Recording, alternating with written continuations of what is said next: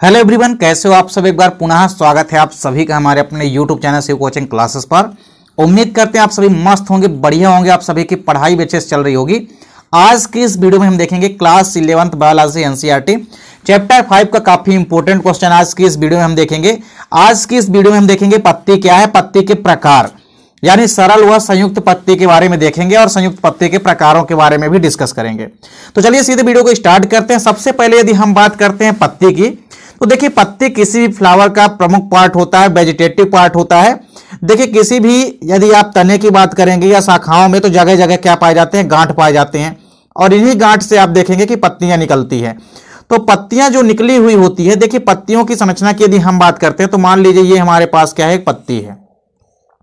अब इस पत्ती में आप यदि देखेंगे तो पत्ती की संरचना में क्या होता है कि पत्ती की संरचना में नीचे देखिए पेटियोल होता है। क्या होता है यहाँ पे, ये जो संरचना होती है इसको हम बोलते हैं पेटियोल। क्या बोलते हैं इसको हम बोलते हैं पेटियोल। पेटियोल का मतलब होता है पर्णवृंत। पर्णवृंत का मतलब होता है पत्ती का ऐसा भाग जिसके द्वारा पत्ती किसी भी शाखा या टहनी से जुड़ी हुई होती है, उसे हम बोलते हैं पर्णवृंत या पेटियोल। अब देखिए पत्ती के चारों तरफ का ये जो फलक वाला भाग होता है, इस पूरे फलक को हम बोलते हैं पर्णफलक। क्या बोलते हैं इनको, हम पर्णफलक बोलते हैं। तथा पत्तियों का जो किनारे वाला भाग है ये क्या कहलाता है, मार्जिन या लैमिला कहलाता है। क्या कहलाता है ये भाग कहलाता है लैमिला। फिर पत्ती की यदि हम बीचों बीच देखें तो एक मोटी लाइन होती है, ये मोटी सिरा होती है जिसको हम बोलते हैं मिडरिब या मध्य सिरा। इसको हम क्या बोलते हैं, इसको हम बोलते हैं मिडरिब या मध्य सिरा बोलते हैं। क्या बोलते हैं इसको हम, मिडरिब या मध्य सिरा। अब चूंकि ये मध्य सिरा मुख्य भाग है सिराओं की, इसलिए इसे हम मुख्य सिरा भी कह सकते हैं। तो मध्य सिरा को हम मुख्य सिरा भी कह सकते हैं। अब देखिए इस मध्य सिरा से या मुख्य सिरा से कई सारी पार्श्व सिराएं निकली होती है इस प्रकार से। इन सिराओं को हम छोटी छोटी सिराएं कहते हैं, तथा इन छोटी सिराओं से भी और छोटी छोटी सिराएं निकलती है जिसे हम क्या कहते हैं, वेन लेग कहते हैं। तो इस प्रकार से और छोटी छोटी संरचनाएं जो है पत्ती से निकलती है।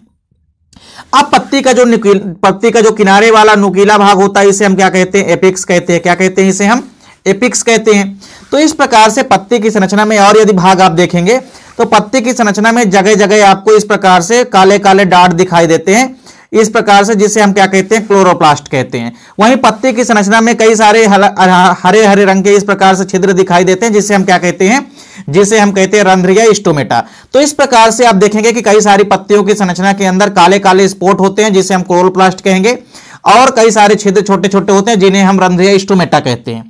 तो इस प्रकार से एक लीफ की संरचना आपने देखी। अब लीफ की संरचना में अब देखिए लीफ चूंकि आपको कई अलग अलग प्रकार से देखने को मिलती है, आप अपने घर के आसपास ही देखेंगे तो आपको कई अलग अलग तरह से कई अलग अलग प्रकार की लीफ दिखाई देगी। उन लीफ को आप कैसे पहचानेंगे कि लीफ किस प्रकार की लीफ है। तो चलिए यहां पे हम लीफ के प्रकारों के बारे में डिस्कस करते हैं। तो हम देखेंगे यदि पर्णफलक के कटाव के आधार पे, तो पर्णफलक के कटाव के आधार पे पत्तियां दो प्रकार की होती है, यानी टाइप्स ऑफ लीफ या पत्तियों के प्रकार की यदि हम बात करते हैं तो इसके पहले हमने जो वीडियो आपको प्रोवाइड कराई है उसमें हमने आपको बताया था कि सिरा विन्यास के आधार पर पत्तियां दो प्रकार की होती थी, जालिकावत सिरा विन्यास और एक आपने देखा था समांतर सिरा विन्यास। वहीं यदि पर्णफलक के कटाव के आधार पर यदि हम देखते हैं तो पत्तियां दो प्रकार की होती है, एक होती है सरल पत्ती और दूसरी होती है क्या, संयुक्त पत्ती, यानी कि कंपाउंड लीफ। तो एक सिंपल लीफ होती है, दूसरी कंपाउंड लीफ होती है। सबसे पहले यदि हम बात करते हैं सिंपल लीफ की, तो देखिए ऐसी पत्तियां जिनका तट कटा फटा नहीं होता है, जैसे आम, जामुन, पपीता, सरसों आदि, ये सरल पत्तियों के एग्जाम्पल हैं। सरल पत्ती में आप देखेंगे कि जिनका किनारा जो होता है, पत्ती का किनारा आप समझ सकते हैं। जैसे मान लीजिए ये हमारे पास पत्ती है। अब इस पत्ती में यदि हम देखें तो पत्ती का ये जो किनारा वाला भाग है ये एकदम सिंपल है। क्या है, सिंपल है, कहीं पर भी कटा फटा नहीं है। और अगर मान लीजिए यदि किनारा या तट कटा फटा भी है, लेकिन मान लीजिए पत्ती यहां से गई, अब यहां से पत्ती इस प्रकार से कटी है, फिर यहां पे आया, फिर इस प्रकार से पत्ती कटी है, फिर आगे से पत्ती इस प्रकार से कटी है, लेकिन ये जो कटाव बिंदु है, अगर ये कटाव बिंदु मध्य सिरा को टच नहीं करता है तो वो कौन सी लीफ है, सिंपल लीफ है। तो सिंपल लीफ का मतलब है कि ऐसी लीफ जिसका पर्णफलक या किनारे वाला जो भाग होता है पत्ती का ये कटा फटा नहीं होता है, इसे हम कहते हैं सिंपल लीफ। और यदि किनारे वाला भाग कटा फटा है भी, लेकिन यदि कटाव जो है मध्य सिरा को टच नहीं करता है तो उसे हम कहते हैं सिंपल लीफ। क्या कहते हैं, सिंपल लीफ कहते हैं। अब इसके बाद हम बात करते हैं किसकी, कंपाउंड लीफ की, यानी कि संयुक्त पत्ती की। संयुक्त पत्ती देखिए क्या होती है, ऐसी पत्तियां जिनका पत्र फलक या पर्णफलक या कटाव मध्य सिरा तक जाता है, जिसके कारण इनका जो पर्णफलक है वो कई पालियों में विभाजित हो जाता है, जिन्हें हम पत्रक या पर्णक कहते हैं। ऐसी पत्तियों को हम कहते हैं संयुक्त पत्ती यानी कि कंपाउंड लीफ। कई सारे एग्जाम्पल आप देखेंगे संयुक्त पत्ती के, जैसे नीम हो गई, गुलाब हो गया, सेमल हो गया, इसके अलावा इमली का आप प्लांट देख सकते हैं, बबूल का, एकेसिया का प्लांट आप देख सकते हैं। इन सब में आपको कंपाउंड लीफ देखने को मिलती है। तो कंपाउंड लीफ का मतलब है कि मान लीजिए हमारे पास कोई ऐसी लीफ है, जैसे मान लीजिए एक ये लीफ है इस प्रकार से। अब इस लीफ का ये जो कटाव बिंदु है, कटाव बिंदु मान लीजिए यहां से पत्ती कटी है, फिर आगे चल के पत्ती यहां से कटी है, फिर ये पत्ती आगे यहां से कटी है, फिर आगे से कटी है। तो जहां जहां से पत्ती कटी है, अगर इस प्रकार से कटाव बिंदु जो है मध्य सिरा को टच करता है, इधर से भी मान लीजिए इस प्रकार से, यदि पत्ती का कटाव जो है मध्य सिरा को आकर के टच करता है इस प्रकार से, तो इस प्रकार की पत्तियों को हम क्या कहेंगे? संयुक्त पत्ती यानी कि कंपाउंड लीफ कहेंगे। तो संयुक्त पत्ती का मतलब है कि अगर पर्णफलक यानी पूरा पत्ती का जो किनारे वाला ये जो भाग है ये कटा फिटा हुआ है और कटा फटा है, साथ ही साथ इसका जो कटाव है ये मध्य सिरा को भी टच कर रहा है। अब देखिए, अगर किसी पत्ती का कटाव भाग मध्य सिरा को टच करेगा तो पत्ती में कई सारे छोटे छोटे पत्ते आपको दिखाई देने लगेंगे इस प्रकार से, जिनको हम क्या कहते हैं? पत्रक या पर्णक। आप इमली के प्लांट में देखेंगे, आंवला का प्लांट आपके घरों के आसपास होगा, उसमें आप आसानी से देख सकते हैं। उसमें आप देखेंगे कि इस प्रकार से एक रैकिस होती है और फिर रैकिस से इस प्रकार से कई सारे जो है दोनों साइड क्या होते हैं? पत्रक या पर्णक लगे होते हैं। इस प्रकार से पत्रक या पर्णक लगे होते हैं। तो आप देखेंगे कि जो पर्णफलक होता है, पर्णफलक का जो कटाव होता है वो मध्य सिरा तक टच कर जाता है, जिस कारण से इनका पर्णफलक नहीं रह जाता है, पर्णफलक बदल जाता है पत्रक या पर्णक में। तो छोटे छोटे पत्ते अलग से आपको दिखाई देने लगेंगे, जिन्हें हम पत्रक या पर्णक कहते हैं। ठीक है, तो इस प्रकार से आपको संयुक्त पत्ती समझ में आ गई होगी। अब देखिए, संयुक्त पत्ती चूंकि कई प्रकार से होती है, संयुक्त पत्ती के दो प्रमुख प्रकार हैं जिनको आपको यहां पे समझना है। संयुक्त पत्तियां दो प्रकार की होती है, पहली है पिच्छाकार संयुक्त पत्ती और दूसरी है हस्ताकार संयुक्त पत्ती। यानी पिच्छाकार संयुक्त पत्ती जिसको हम बोलते हैं पिन्नेटली कंपाउंड लीफ, और दूसरी है हस्ताकार संयुक्त पत्ती जिसको हम बोलते हैं पामेटली कंपाउंड लीफ। क्या बोलते हैं? Palmately compound leaf. यदि हम बात करते हैं पिच्छाकार संयुक्त पत्तियों की, तो पिच्छाकार संयुक्त पत्तियां कई प्रकार की होती है। चलिए जैसे देख लेते हैं, जैसे एक पिच्छाकार, द्विपिच्छाकार, त्रिपिच्छाकार। इसके अलावा आप देखेंगे तो जो पत्तियों के जो प्रकार हैं, इस प्रकार से त्रिपिच्छाकार हो गया। तो इस प्रकार से कई सारे प्रकार होते हैं। किसके? ये होते हैं पिन्नेटली कंपाउंड लीफ के, यानी कि पिच्छाकार संयुक्त पत्तियों के प्रकार। तो चलिए सबसे पहले हम समझते हैं कि पिच्छाकार संयुक्त पत्ती है क्या। तो हम देखेंगे कि पिच्छाकार संयुक्त पत्ती क्या होती है। देखिए, पिच्छाकार संयुक्त पत्ती और हस्ताकार संयुक्त पत्ती में मात्र थोड़ा सा ही डिफरेंस है। अब वो आपको डिफरेंस समझना है। आप देखे होंगे कि जो कोई भी पत्ती लगी होती है वो कहां से लगी होती है? पर्णग्रंथ से लगी होती है।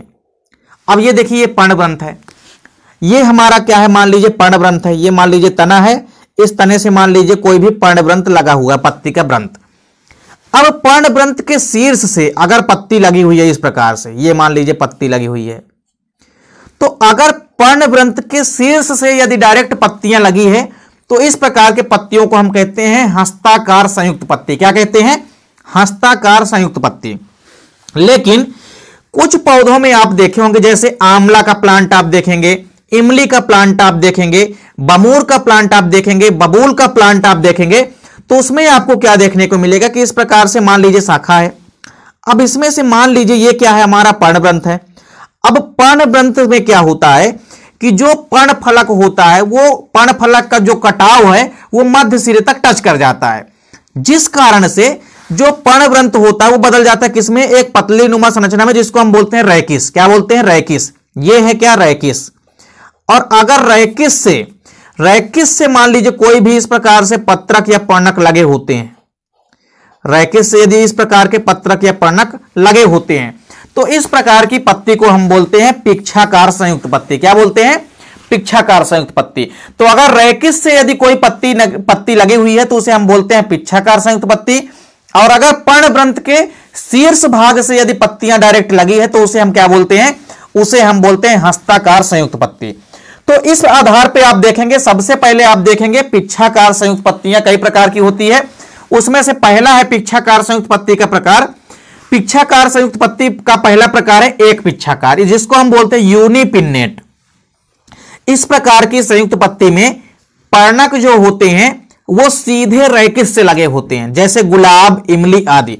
अगर डायरेक्ट रैकिस से मान लीजिए कोई भी पत्रक या पर्णक लगे हैं तो उन्हें हम क्या कहते हैं, उन्हें हम पिच्छाकार संयुक्त पत्ती कहते हैं। और देखिए, यदि रैकिस पर पत्रकों के जोड़ों की संख्या सम है तो इसे हम समपिच्छवत या समपिच्छाकार संयुक्त पत्ती कहते हैं। और अगर यदि पत्ती पर जो रैकिस है, रैकिस से यदि पत्रक या पर्णक जो लगे हैं वो यदि विषम संख्या में है तो उन्हें हम कहेंगे विषम पिच्छाकार। क्या कहेंगे?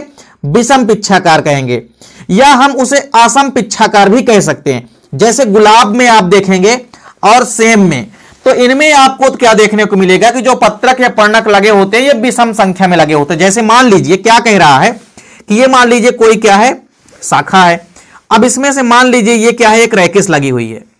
अब डायरेक्ट रैकिस से यदि यदि पत्रक या पर्णक इस प्रकार से लगे हैं, ये रैकिस है, और रैकिस से यदि इस प्रकार से आप इमली में देखे होंगे इसी प्रकार की पत्ती होती है, या कि आप इमली के अलावा आंवला में या बबूल में आप देखेंगे तो डायरेक्ट रैकिस होती है, रैकिस से फिर दोनों साइड इस प्रकार से पत्रक या पर्णक लगे होते हैं। तो डायरेक्ट यदि रैकिस से पत्रक या पर्णक लगे हुए हैं तो इसे हम क्या बोलते हैं, एक पिच्छाकार। क्या बोलते हैं? एक पिच्छाकार। अब देखिए, यदि रैकिस से दोनों साइड सम संख्या में यदि पत्रक या पर्णक लगे हैं तो उसे हम बोलते हैं समपिच्छाकार। जैसे आप देखेंगे अशोक के प्लांट में। और यदि आप देखेंगे असम पिच्छाकार, जैसे आप सेमल में जैसे आप किस में देखेंगे, सेम के बीज में देखेंगे। इसके अलावा आप किस में देख सकते हैं, इसका सबसे बड़ी एग्जांपल है गुलाब में। गुलाब में आप देखेंगे तो 3 की संख्या में लगे रहते हैं, यानी कि विषम संख्या में लगे रहते हैं पत्रक या पर्णक। तो अगर रैकिस से सम संख्या में यदि पत्रक या पर्णक लगे हैं तो उसे हम बोलते हैं समपिच्छाकार, और यदि रैकिस से विषम संख्या में लगे हुए हैं पत्रक या पर्णक तो उसे हम बोलते हैं विषम पिच्छाकार। तो इस प्रकार से आपने देखा कि एक पिच्छाकार संयुक्त पत्ती क्या होती है, ऐसी पत्ती जिसमें डायरेक्ट रैकिस से पत्रक या पर्णक लगे होते हैं उन्हें हम कहते हैं एक पिच्छाकार। अब बात करते हैं द्विपिच्छाकार की। तो द्विपिच्छाकार यानी कि बाइपिन्नेट। बाइपिन्नेट का मतलब है कि जो पर्णक होते हैं या पत्रक होते हैं ये रैकिस से निकली शाखाओं पर पंक्तियों में लगे होते हैं। जैसे लाजवंती का प्लांट आप देखेंगे, बबूल का प्लांट आप देखेंगे, गुलमोहर का प्लांट आप देखेंगे, ये बढ़िया एग्जांपल है बाइपिन्नेट लीफ का। तो बाइपिन्नेट लीफ का मतलब है कि अगर मान लीजिए यदि रैकिस से कोई भी शाखा निकली है, किसमें से, यदि मान लीजिए रैकिस से कोई शाखा निकली है, अब रैकिस से निकली शाखा पर यदि कोई भी पत्रक या पर्णक लगे तो उसे बोलते हैं बाइपिन्नेट। बाइपिन्नेट आप देख सकते हैं एग्जांपल यहां पे डायग्राम में। ये देखिए, ये हमारी यहां से लेकर यहां तक क्या है, रैकिस है। अब रैकिस से भी शाखा निकली है, एक शाखा इधर निकली है, एक शाखा इधर निकली है, एक शाखा इधर निकली है, तो एक शाखा इधर निकली है। तो यानी रैकिस से अगर कोई शाखा निकली है फिर उन शाखाओं में यदि पत्रक या पर्णक लगे हैं तो इसे हम बोलते हैं बाइपिन्नेट लीफ, यानी कि द्विपिच्छाकार संयुक्त पत्ती। इसके बाद हम बात करते हैं ट्राइपिन्नेट की, यानी कि त्रिपिच्छाकार की। तो अगर देखिए रैकिस से निकली शाखाओं पर भी शाखाएं पाई जाती है और उन शाखाओं पर यदि पत्रक या पर्णक लगे हैं तो इसे हम क्या कहते हैं, त्रिपिच्छाकार कहते हैं। ये देखिए, जैसे मान लीजिए ये हमारे पास रैकिस है, अब यहां से रैकिस है यहां तक, इस रैकिस से देखिए शाखा निकली है, ये शाखा निकली है और ये शाखा निकली है। फिर इस रैकिस से निकली शाखाओं पर भी कई सारी शाखा निकली है। तो रैकिस से निकली शाखा पर भी यदि शाखा निकली होती है और उस पर यदि पत्रक या पर्णक लगे होते हैं तो उसे हम बोलते हैं त्रिपिच्छाकार या ट्राइपिन्नेट। इसके अलावा एक चौथा प्रकार होता है जिसको हम बोलते हैं पुनर्विभाजित। और पुनर्विभाजित का मतलब होता है डीकंपाउंड लीफ, यानी यदि ऐसी संयुक्त पत्तियां जिसकी रैकिस से 3 से अधिक शाखाएं निकलती है और फिर उनसे पत्रक या पर्णक लगे होते हैं तो उन्हें हम कहते हैं पुनर्विभाजित कंपाउंड लीफ। इसकी एग्जांपल आप देख सकते हैं, सौंफ का जो प्लांट होता है, गाजर का प्लांट जो है और धनिया का प्लांट है यानी कोरिएंड्रियम सटाइवम का जो प्लांट है, इनमें आप देखेंगे कि पुनर्विभाजित लीफ पाई जाती है। पुनर्विभाजित का मतलब है कि इनमें रैकिस से एक शाखा निकलेगी, फिर उस शाखा से एक शाखा निकलेगी, फिर उस शाखा से भी एक शाखा निकलेगी और फिर उसमें से भी एक शाखा निकलेगी। कहने का मतलब है कि एक रैकिस से 3 से अधिक शाखाएं निकलेगी। जैसे मान लीजिए एक क्या हो गई, रैकिस हो गई। अब इस रैकिस से मान लीजिए एक शाखा निकली है, ये शाखा निकली है, एक शाखा निकली है, फिर इन शाखाओं से भी क्या निकली है, इस प्रकार से शाखा निकली है, और फिर इन शाखाओं से भी जो शाखा निकली है इस पर यदि पत्रक या पर्णक लगे हैं तो उसे हम क्या कहेंगे, उसे हम कहेंगे पुनर्विभाजित। यानी रैकिस से अगर 3 से अधिक शाखाएं निकली है और उनमें यदि पत्रक या पर्णक लगे हैं तो उसे हम कहते हैं क्या, पुनर्विभाजित कंपाउंड लीफ। तो इस प्रकार से आपको समझ में आ गया होगा कि जो पिच्छाकार संयुक्त पत्तियां होती है वो कई प्रकार की होती है। तो पिच्छाकार संयुक्त पत्तियां ऐसी संयुक्त पत्तियां होती है जिनमें पत्रक या पर्णक डायरेक्ट रैकिस से लगे होते हैं, उन्हें हम कहते हैं पिच्छाकार संयुक्त पत्ती। फिर यदि हम बात करते हैं हस्ताकार संयुक्त पत्तियों की, तो हस्ताकार संयुक्त पत्तियों का मतलब है कि ऐसी पत्तियां जिसमें पर्णग्रंथ के अग्रस्त भाग पर जुड़े हुए पर्णक होते हैं, जो एक सामान्य स्थान से जुड़ते हुए प्रतीत होते हैं, जैसे सेमल का प्लांट। देखिए, जो पर्णग्रंथ का शीर्ष होता है यानी ऊपरी भाग, उसमें से यदि डायरेक्ट पत्रक या पर्णक लगे हुए हैं तो उसे हम बोलते हैं हस्ताकार संयुक्त पत्ती। और हस्ताकार संयुक्त पत्ती कई अलग अलग प्रकार की हो सकती है, क्योंकि आपने क्या देखा है कि कभी कभी आप देखते हैं कि पर्णग्रंथ के शीर्ष से केवल एक ही पत्ती लगी है, फिर कभी कभी आप यह भी देखते हैं कि पर्णग्रंथ के शीर्ष से 2 पत्तियां लगी हुई है। कुछ पौधे ऐसे हैं जिसमें आप देखेंगे कि पर्णग्रंथ के शीर्ष से 3 पत्तियां लगी है। कुछ ऐसे पौधे जिनमें आप देखेंगे कि पर्णग्रंथ के शीर्ष से 4 पत्तियां लगी है, और कुछ पौधे ऐसे हैं जिनमें 4 से अधिक भी पत्तियां लगी होती है पर्णग्रंथ के शीर्ष से। तो इस आधार पर हस्ताकार संयुक्त पत्तियां भी कई प्रकार की होती है। पहला है एक पर्णी। एक पर्णी यानी कि यूनिफोलिएट। तो यूनिफोलिएट का मतलब है एक पर्णी। एक पर्णी हस्ताकार संयुक्त पत्तियां। देखिए, केवल एक पर्णक जो है पर्णग्रंथ से जुड़ा होता है, जैसे सिट्रस। नींबू का प्लांट आप देखेंगे तो नींबू के प्लांट में आप क्या देखेंगे, नींबू के प्लांट में आप इजली देखेंगे कि नींबू के प्लांट में इस प्रकार से क्या होगा, यह पर्णग्रंथ का शीर्ष होगा और इस पर्णग्रंथ के शीर्ष से केवल और केवल जो है एक ही पत्रक या पर्णक या पत्ती जो है लगी हुई होगी। तो इसे हम क्या बोलेंगे, यूनिफोलिएट लीफ। क्या बोलेंगे, यूनिफोलिएट लीफ। यानी इसे हम बोलेंगे एक पर्णी। एक पर्णी का मतलब है एक पत्ता, केवल और केवल एक पत्ता लगा हुआ है, कहां, पर्णग्रंथ के शीर्ष से। तो पर्णग्रंथ के शीर्ष से जब भी कोई पत्ती लगी होती है उसे हम बोलते हैं हस्ताकार संयुक्त पत्ती। तो पर्णग्रंथ के शीर्ष से यदि केवल एक ही पत्ती लगी है तो उसे हम बोलते हैं एक पर्णी। और अगर मान लीजिए पर्णग्रंथ के शीर्ष से 2 इस प्रकार के पत्तियां लग जाए तो उसे हम क्या बोलेंगे, द्विपर्णी बोलेंगे। क्या बोलेंगे, उसे हम द्विपर्णी बोलेंगे। वहीं पर्णग्रंथ के शीर्ष से अगर मान लीजिए 3 इस प्रकार के पत्ते लग जाते हैं तो उसे हम क्या बोलते हैं, उसे हम बोलेंगे त्रिपर्णी। अलग अलग आप देख भी सकते हैं, जैसे बाइफोलिएट या द्विपर्णी की यदि हम बात करते हैं तो केवल 2 ही पर्णक जो है पर्णग्रंथ से जुड़े होते हैं। तो पर्णग्रंथ के शीर्ष से अगर केवल 2 ही पत्ते लगे हुए हैं या 2 ही पर्णक या पत्रक लगे हुए हैं तो उसे हम बोलते हैं द्विपर्णी। द्विपर्णी के एग्जाम्पल आपको याद रखना है, बिग्नोनिया। बिग्नोनिया का प्लांट आप देखे होंगे। इसके अलावा घर के आसपास कई सारे आप प्लांट ऐसे देख सकते हैं जिनकी लीफ में आपको केवल और केवल पर्णग्रंथ के शीर्ष से 2 ही पत्तियां लगी हुई दिखाई देंगी, उसे हम बोलेंगे द्विपर्णी। फिर मान लीजिए त्रिपर्णी, ट्राइफोलिएट। अगर केवल 3 पत्रक या पर्णक पर्णग्रंथ के शीर्ष भाग से लगे हुए हैं तो उसे हम बोलते हैं त्रिपर्णी या ट्राइफोलिएट लीफ। ट्राइफोलिएट लीफ की एग्जांपल आप देखेंगे, सबसे बड़ी एग्जांपल है ईगल मार्मिलोस। बेल का प्लांट आप देखे होंगे, बेर नहीं बेल, बेल का प्लांट आप देखे होंगे। बेल के प्लांट में, जो कि आप भगवानों के ऊपर भी आप कई सारे यूज करते हैं, चढ़ाने के लिए पूजा पाठ में भी यूज करते हैं। तो यदि बेल के प्लांट में आप देखेंगे तो पर्णग्रंथ के शीर्ष से 3 पत्रक या पर्णक लगे हुए होते हैं, तो इसे हम बोलते हैं ट्राइफोलिएट लीफ यानी कि त्रिपर्णी। इसके अलावा चतुष्पर्णी का मतलब है क्वाड्राफोलिएट। जब 4 पर्णक पर्णग्रंथ के शीर्ष से जुड़े होते हैं, जैसे मार्सिलिया का प्लांट आप देखे होंगे। मार्सिलिया के प्लांट में आपको कुछ इस प्रकार से दिखाई देगा, जैसे मान लीजिए हम यहां पे आपको दिखा रहे हैं, जैसे मान लीजिए ये मार्सिलिया का प्लांट है, तो इसमें आपको कुछ इस प्रकार से आपको 4 पत्रक या पर्णक जो है लगे हुए दिखाई देते हैं पर्णग्रंथ के शीर्ष से। मतलब पर्णग्रंथ के ये पर्णग्रंथ का शीर्ष है और इस पर्णग्रंथ के शीर्ष से आपको 4 पत्रक या पर्णक इस प्रकार से लगे हुए दिखाई देते हैं। तो आप आसानी से देखे होंगे, अपने घरों के आसपास भी आप देखे होंगे मार्सिलिया का प्लांट दिखाई देता है कभी कभी। इसमें आप देखेंगे कि 4 जो है पत्रक या पर्णक लगे होते हैं पर्णग्रंथ के शीर्ष से। अब इसके बाद एक और आपको देखने को मिलेगा बहुपर्णी। और बहुपर्णी का मतलब होता है कि जब 4 से भी अधिक पत्रक या पर्णक पर्णग्रंथ से डायरेक्ट जुड़े होते हैं तो उसे हम कहते हैं बहुपर्णी कंपाउंड लीफ। और कैसी बहुपर्णी कंपाउंड लीफ, तो बहुपर्णी हस्ताकार संयुक्त पत्तियां। तो बहुपर्णी या मल्टीफोलिएट लीफ का मतलब है कि अगर पर्णग्रंथ के शीर्ष भाग से 4 से भी अधिक पत्रक या पर्णक लगे हुए हैं जैसा कि आपको सबसे बड़ी एग्जांपल देखने को मिलेगा सेमल के प्लांट में। सेमल का प्लांट आप देखेंगे, सेमल के प्लांट में आपको इस प्रकार से दिखाई देंगे, पर्णग्रंथ के शीर्ष भाग से 5 पत्रक या पर्णक लगे हुए दिखाई देते हैं। तो अगर 4 से अधिक पत्रक या पर्णक पर्णग्रंथ के शीर्ष भाग से लगे हुए हैं तो उसे हम बोलते हैं बहुपर्णी हस्ताकार संयुक्त पत्तियां।